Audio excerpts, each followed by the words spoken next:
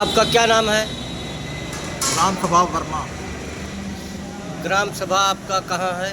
ग्राम पंचायत तरेता बरतुनिया, विकासखंड साहू घाट बस्ती में। आपका एक नाली का मामला आ रहा है, उसमें कौन कौन व्यक्ति आप हस्तक्षेप कर रहे हैं और आरोप आपके ऊपर गंभीर लग रहा है, इसमें क्या आप कहना चाह रहे हैं? ग्राम सभा बरतुनिया में सार्वजनिक नाली एवं जो है इंटरलॉकिंग का निर्माण वर्ष 2022-23 में शुरू किया गया था। उस समय जी। गांव के राहुल पटेल, इनके पिताजी राम वृक्ष, इनकी मां मंजू, भाई साहुल, ये सब जो है रोक दिए थे। कारण था कि राहुल पटेल के पिताजी राम वृक्ष और इनके पिताजी राम बहोर ये लापता हैं। राम बहोर पूर्व में करीब 25-30-40 वर्ष पहले ये अपनी पतोहू के ही राम वृक्ष की औरत जो पहली थी उसको लेकर वो कहीं चले गए थे। आपसी मारपीट हुआ था और उसके बाद वो दिल्ली में कहीं रहने लगा। यहाँ आए तो मारपीट के फिर भगा दिए। फिर वहाँ उसके उस औरत से 2 बच्चे, एक लड़की है, 2 लड़के हैं, बालिग हैं। वो रहता है, लेकिन छुपे रुस्तम आके अपना इंक्वायरी ब्लॉक में कर जाता है। कई लोगों से मिला भी है, लोग बताए कि वो जिंदा है। हम लोग गए थे उसके क्वार्टर पर, पहले खाना भी खाए थे, लेकिन जब ये राहुल पटेल राम वृक्ष दिल्ली में भी पहुँच गए तो वहाँ से भी बदल दिया। किसी को अपना क्वार्टर नहीं बताता है। उसी में इसने मुकदमा किया कि हमारे बाबा की मृत्यु हो गई है, राम बहोर की, और आप जो है बयान दे दीजिए। तो मैंने कहा मैं बयान नहीं दूंगा, और इसने जिला जज के यहाँ से सम्मन भिजवाया, तहसील के यहाँ से सम्मन मेरे नाम भिजवाया। लेकिन मैंने कहा कि मैं किसी भी बेसिस पर, जब मैं जान रहा हूँ कि राम बहोर चौधरी जिंदा है, उनका भाई नंदलाल यहाँ मौजूद है, वो भी कह रहा है कि हमसे मुलाकात हुई है, हमसे बात हुई है, तो मैं किस आधार पर कह दूँ कि मृत्यु हुई है? इसी बात की रंजिश को लेकर ये सार्वजनिक निर्माण, सार्वजनिक गली है, उसमें ये जो है नहीं बनने दे रहा है। ये सब इसकी माँ ये पत्रकारिता का भय दिलाकर ये रुकवा देते हैं। अपना धौंस थाने पर, तहसील में, हर जगह जमाते हैं। और मैं कानूनी कार्रवाई के लिए जब किया, दरख्वास्त वगैरह दिया, तो मुझे ये सब एक बार फर्जी बलात्कार केस में, बलात्कार छेड़खानी करने के केस में जो है प्लानिंग सहित ये थाने पर जाके सूचना दिया, ब्लाउज वगैरह फाड़ के इसकी माँ ने।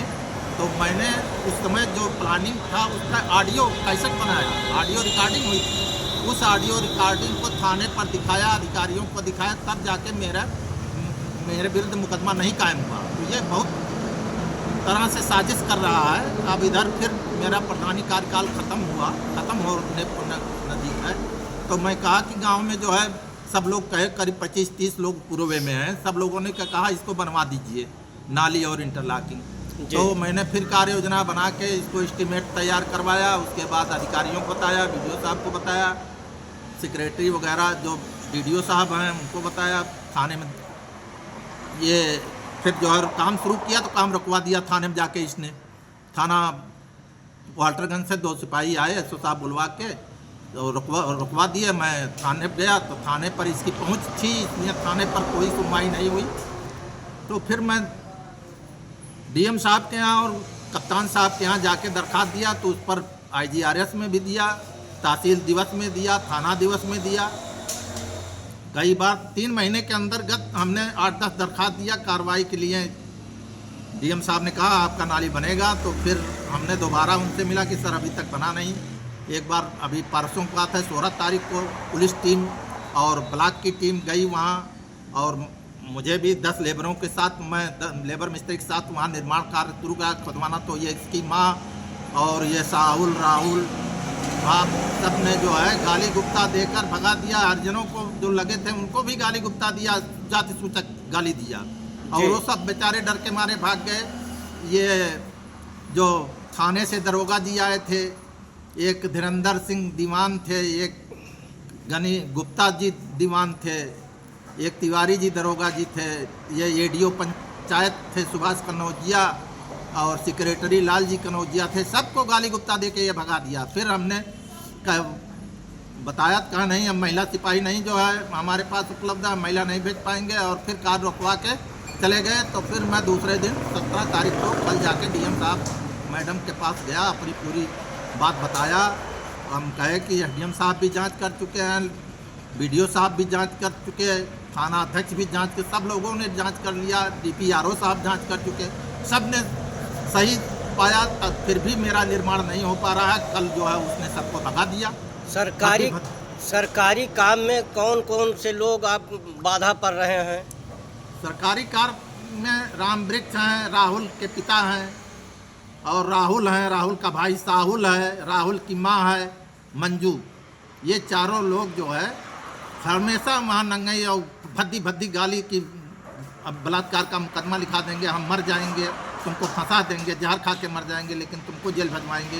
ये सब यही चारों फंसा रहे हैं। और अपने को कहता मैं प्रधान संपादक हूँ, ना कहीं कार्यालय है, ना कहीं कुछ है। ये सरकारी क्वार्टर भी ले लिया है, ना कोई मुद्रक है। सरकारी क्वार्टर वो कहाँ पे ले लिया है? ये सरकारी क्वार्टर यहाँ ये स्टेडियम के पास कहीं लिया है, पता चला है। और ये फर्जी जो है सरकार से धन लेकर जो है बिक्री कर रहा है। ना कोई प्रेस रिपोर्टर इसका है, ना कोई कहीं निकलता है। घौंस जमा के मैं प्रधान संपादक हूँ, फर्जी जांच करवाता है। एक बार तो हमारे सेक्रेटरी से 10,000 रुपया ले लिया और 2 बार दे दिए सेक्रेटरी इसको। तभी से इसका मन बढ़ गया है। लाल जी कनौजिया सेक्रेटरी से एडवर्टाइज के नाम पे पैसा ले लिया ये टेंडर के।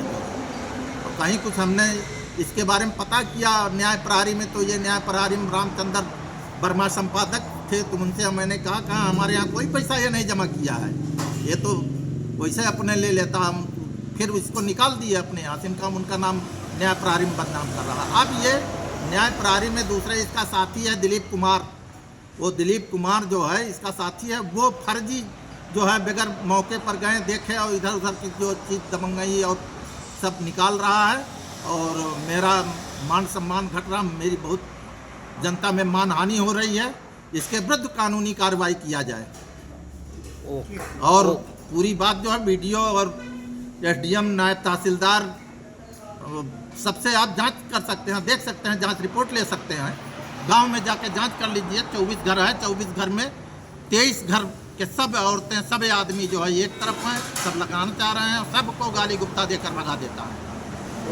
सरकार से मेरी सिफारिश है, सरकार से मांग है कि इसको अपना स्वयं संज्ञान में लेकर कानूनी कार्रवाई किया जाए। फर्जी पत्रकारिता के बारे में इसके जांच करके जो है इसके खिलाफ कानूनी कार्रवाई किया जाए।